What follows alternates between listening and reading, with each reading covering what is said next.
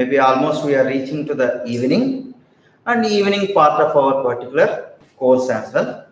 In this particular case, in this part, which I expect many of you are very much interested in, because I am going to talk. So far, you have seen me talking only about the science side of our exam.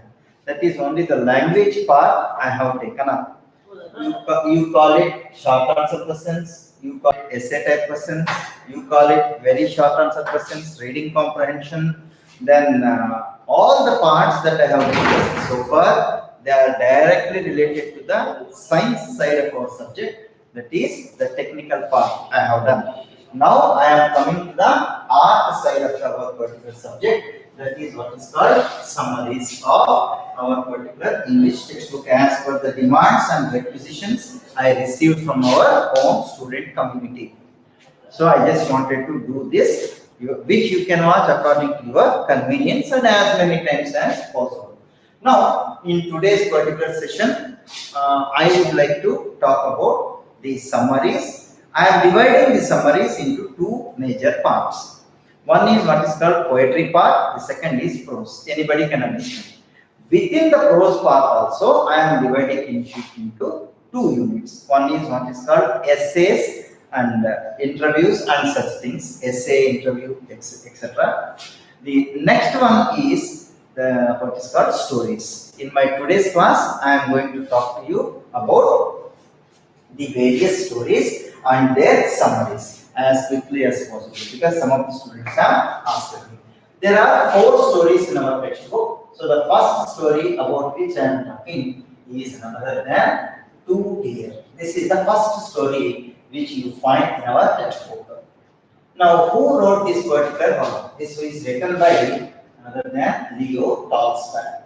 I am not going to too much into the story.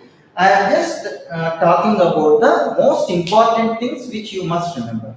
That is, even before going to the examination also, if you remember, if you just listen to this particular lecture of about half an hour, and again tomorrow when you see me, I'll be dealing with the remaining 4 prose lessons.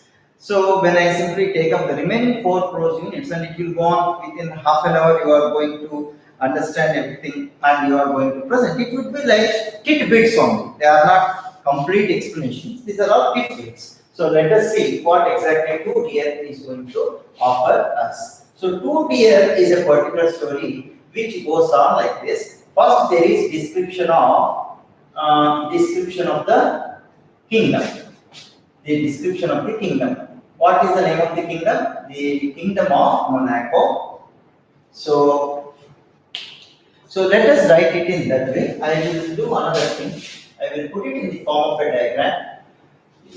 You know me, I always do it diagrammatically so that the diagram can easily be removed. First of all, let me express my gratitude to one great personality who has done this kind of activity long time ago. His name is Kurt Vonnegut.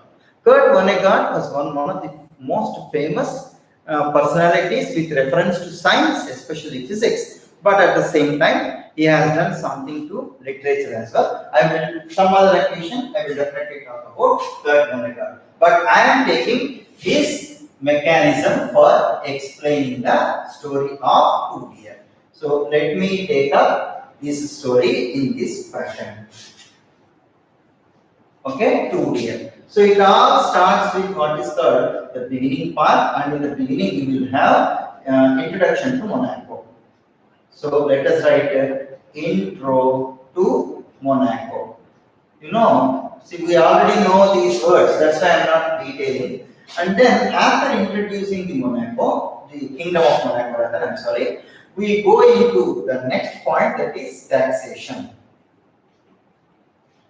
We also talk about some other things like population, okay, and problems.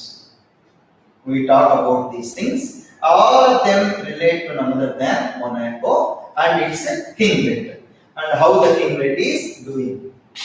So there is another important facet, that is another than there is a king. So you have got a particular strange fellow who is having some kind of a crown. So he is the kinglet.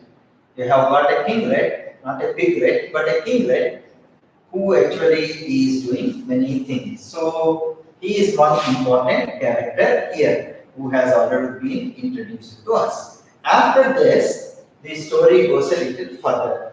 The story goes, we talk about one important thing, that is what is called the gaming house. There are some gaming houses which have been banned in Europe, but in the Kingdom of Monaco, we still have the continuation of the gaming houses. So you have the gaming houses here. So there is a kinglet, as I told you before. We have a kinglet with a crown on his head. He is the kinglet.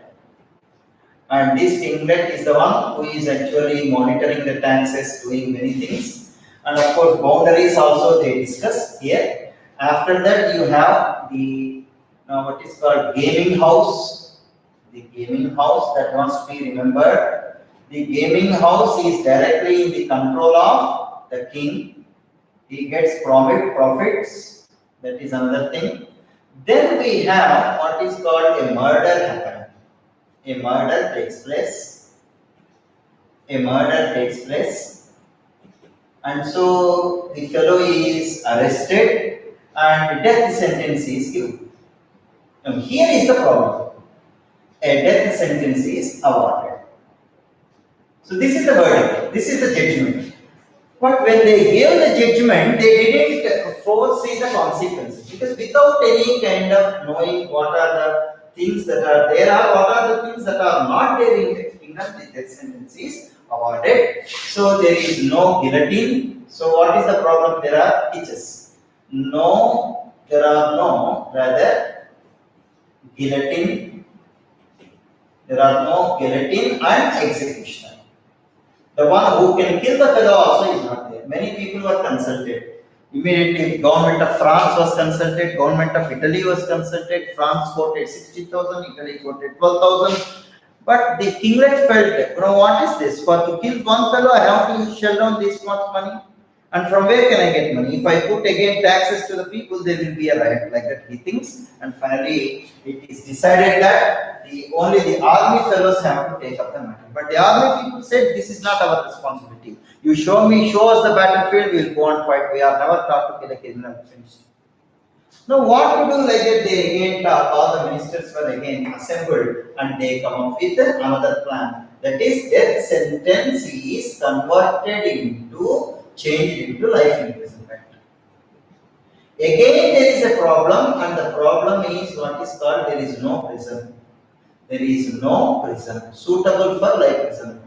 So a particular chamber is given for the particular fellow to be there, and a guard is appointed. But there was a lot of money to be spent on that, and it is going to roughly something like 600 francs per month. 600 francs per month, which is not an ordinary amount. So that immediately they decided that this has to be what is called, I think, no need to mention even this point. In fact, the money is growing more and more, and so they decided to change this entire thing. This is not the correct way in which the incidents are happening. Like that they think, and finally what happens is, this is the height of the action. The action is life imprisonment. Why? What is the need of life imprisonment? Because the money is more, or expenditure is more. Money is spent more. So that is the reason. So immediately after this, it is changed. The total thing, the action is changed now, and it is flowing in the reverse direction. So what happens hereafter is entirely in the other way. It is not going in the previously upward way. Now it starts going in the downward way. So what they got downward now. What happens here is, now they removal of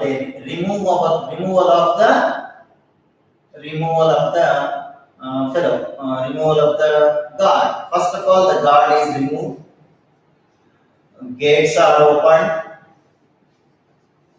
but the fellow doesn't go. Then what happens? He was asked, why are you not leaving the kingdom? He says, I have lost the habit of working. Secondly, you ruined my character. So the criminal's reasons. The criminal actually gives reasons. He says, I cannot, you have dealt with me very badly. You should have killed me, you killed me. So the criminal's reasons. What are those reasons? No field to work. He doesn't have any field to work anymore. He became infamous. Nobody will give. Became infamous.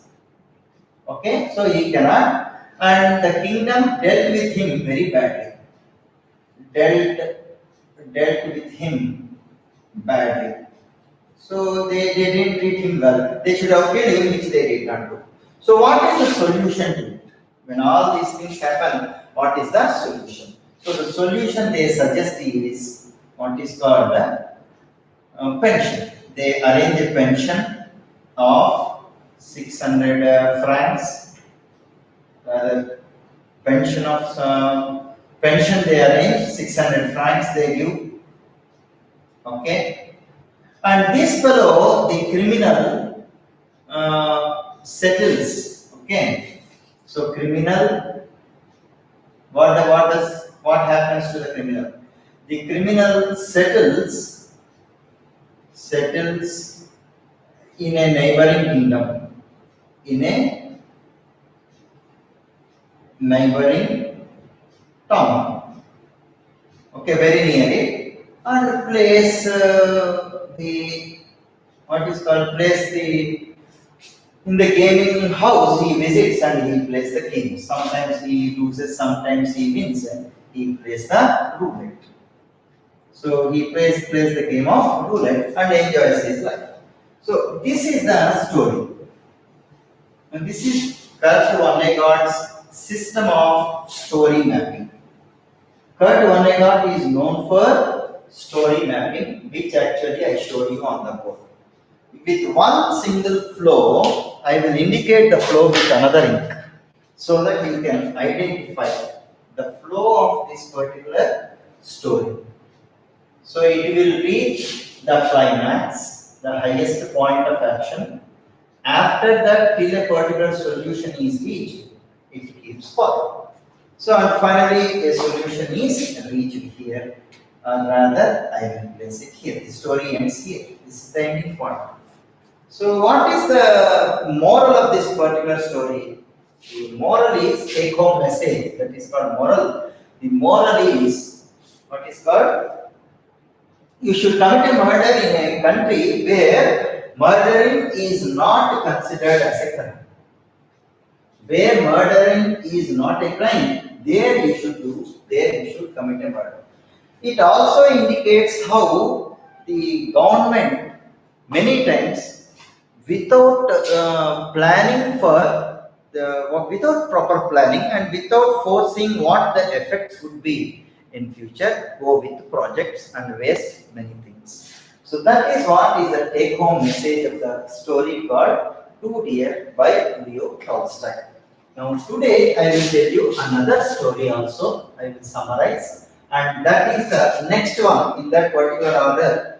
After 2 deer, you have got another story, and it is other than a sunny morning. A sunny morning. This is another important story, which is very popular. It's a play, in fact. It's not exactly a story. I mean, a short story or something like that. It is a play. So it is a play by the Quintet brothers. So it's a Spanish play, you should say. It's a Spanish play. And let us see how this play can be mapped on the story map. So let us take up one more time. Let me draw the story map. I'm sorry, it's not visible to you. Very good. Now it is visible up to this point. Now let us see how the story can be mapped. In this case, in this particular story, there are two parts. One is what is called, you can easily divide this into two parts. You see, the action goes like this, and reaches a particular point here, and then what happens is the falling action. So this part is the rising action. I will write it here. It is called rising action. Any story can be mapped in this way, and this part is what is called the falling action. Rising action, and this part, as you can see here, this is called falling action. So the action falls and reaches a particular solution. That's what is being mentioned by that one about. You can also make a similar thing here as well. This entire segment, you can see, this entire part is what is called the falling action. Okay. And here we have the rising action. Follow this method for mapping any story. I hope you use the similar pattern and complete the mapping of the remaining stories also as homework. You can do it by following this method. And so what happens in the rising action is the present situation. So what is the present situation? That is what happens here. So let me take up that. So present is the rising action. Then both of them go into what is called to the past. So falling action includes what is called past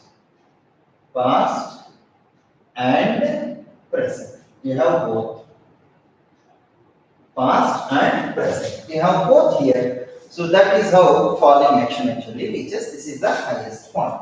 What happens is, actually there are 4 characters we have. So 2 come here, Lara, 2 characters come to a park that is the place, a park in Madrid. Don't say Madrid, it is Madrid, a park in Madrid. What happens in this park is the arrival of 2 people. One is Lara, and another is Petra, her servant. I am not writing on everything. You can easily know these things. So they come, and Petra leaves Lara. Petra leaves Lara alone, and she goes to the gardener, the caretaker of the particular garden. Then what happens is Lara feeds the birds. Okay. Then who comes is none other than, at this point comes none other than the next character, our hero Gonzalo plus his assistant, and his assistant is none other than Johnito.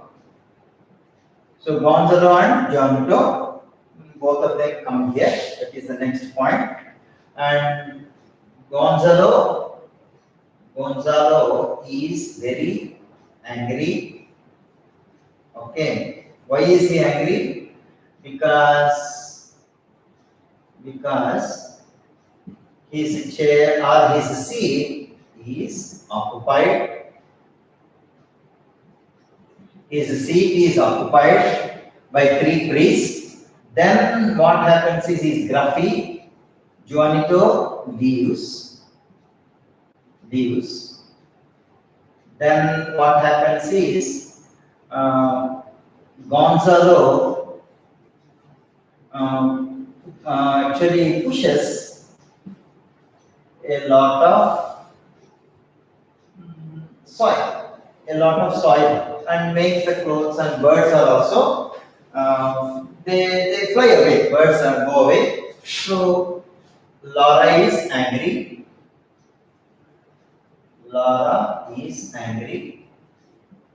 Okay. Then you have the next situation when Gonzalo reminds her about manners or etiquette. What is the etiquette one has to follow? He reminds her. So this is what happens. The slowly goes on, and then so there is what is called angry conversation between them, angry dialogue between the two, angry dialogue between the two. So the two people, the old people rather, both of them, they are not happy. They are a little bit unhappy. So finally, the action reaches the climax. What is that? The climax is none other than, this is the most important part. The break happens here. So what is that? The both of them, what is called use snuff powder. Use snuff powder. Both of them use snuff powder, and so both. No need of an arrow. You get both. So both use snuff powder, and that is the climax. So they become friendly now. So the initial enmity between the two is reduced. So here what happens is they sneeze thrice. They sneeze thrice. This is the first thing. Then they become friends. They become friendly rather. They become friendly. Then Gonzalo, I write G for Gonzalo. So Gonzalo reads poems or verses. Some verses he reads. He is a friend of, says that he is a friend of famous. He is a friend of famous writers. He tells clearly. Then quote some love poems. That is also another thing. So let me divide it. So here I will write quotes some love poems. Here and there he quotes. And then suddenly they inquire. So inquire about their natives. They are shocked that both of them belong to Valencia. And then Gonzalo asks about the Silver Maiden. And the Silver Maiden is none other than Laura Lorente herself. So both discover each other, but hide their personalities, hide themselves. They don't reveal completely. Both discover and talk about what do. So both discover, and right here, then here, they talk about their past life. So Gonzalo, Laura, both of them were former lovers. They were past lovers. So they were separated, married later, married to other people. So that is what happens. Then what do? They weave stories. They weave stories about their death. Gonzalo says that he died somewhere. Not he, his cousin, he says. But there is no cousin, everybody knows. That his cousin died in Africa with the Spanish flag in his hand, taking the name of Spain in his on his lips rather. Then, of course, you have even Laura Lorente dying in the sea. So you have those false stories, but both of them know each other now. Both of them have recognized. Both of them have recognized each other, and the story comes to an end with a promise, like next day to meet. That is, they have decided to meet to meet on the next day. So this is the story. If you can remember this much and then complete everything in terms of these things, then you can easily make out a very beautiful story. There is another method also. We can do like the cut one record system is very easy and also very rewarding. It is very rewarding because all the stages can be mapped very exactly like in a scientific map. So we can map them very clearly and we will not forget any important points. In my tomorrow's class, definitely I will tell you how various things. Now you can see the difference in the story. Yeah, whereas in Leo Tolstoy, you don't have this kind of what is called present to past and past to future, something like that. It is what is called one single flow. So for such stories, I always prescribe this kind of strategy. This is what is called road map. What happened first, what happened next, what happened next, what happened next. If you can convert the total story in this way, it would be much better as to what will happen. We will do this kind of a technique when we go to what is called water. When we go to water, definitely these are the various techniques which Kurt Vonnegut actually discussed in his concept. I will stop here. In my tomorrow's class, you will definitely see me talking about the remaining forms, that is remaining stories. My dear students, I have already given Google Forms. Via Google Forms, I have given many questions based on these two stories. They are already there in Google Map. Google what is called Forms. I have given the links also. I shared the links. What you have to do is answer them. Whether you send them to me or not, that is immaterial. But at least I hope you definitely answer them. And the answers, if you have any doubts, you can consult the textbook or post your questions to me by our respective WhatsApp groups. You can call me also if you have some other explanation. I'm always ready to take the students' calls and give the answers then and there, unless there is some other work. If I am pressed with some other work, I may say, kindly excuse me, and I cannot do the work right now. We will see it later. Like that, I may say. Now, I am leaving the board for a few seconds so that you can take a screenshot of both the stories and preserve it for your own utility and understanding. And once again, when I come back to you in my tomorrow's class, obviously, I hope you can learn many better things, and the positioning of various things also. How a particular story can be positioned and how it can be really mapped using the correct mapping techniques. Of course, you are not asked in the examination to map any story. Everybody knows. But to remember points in this way, I think this will really help you. Now, these few minutes enough for you, I believe. So, in my tomorrow's class, when I come, I definitely will take you to remaining 6